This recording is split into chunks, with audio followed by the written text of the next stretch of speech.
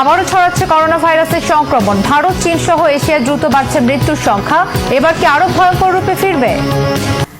আবারও চোখ রাঙাচ্ছে প্রাণঘাতী করোনা ভাইরাসের সংক্রমণ।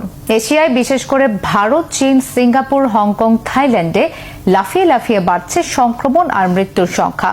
মুম্বাইয়ের কিং এডওয়ার্ড হাসপাতালে করোনা আক্রান্ত হয়ে এক কিশোর ও এক বৃদ্ধ মারা গেছেন।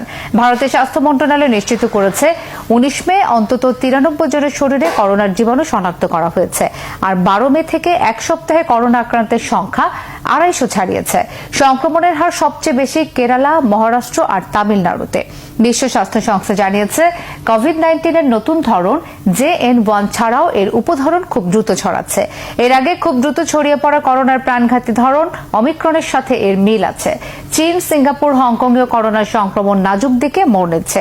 27 এপ্রিল থেকে 3 মে পর্যন্ত সিঙ্গাপুরে অন্তত 14,200 জনের শরীরে করোনা শনাক্ত হয়েছে।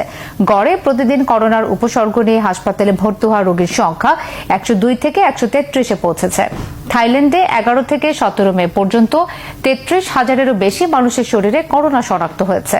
শুধু ব্যাংককে করোনা আক্রান্ত হয়েছেন অন্তত 6,000 মানুষ। চীন আর হংকংয়ের সংক্রমণের হার গত মাসের তুলনায় দ্বিগুণে পৌঁছেছে।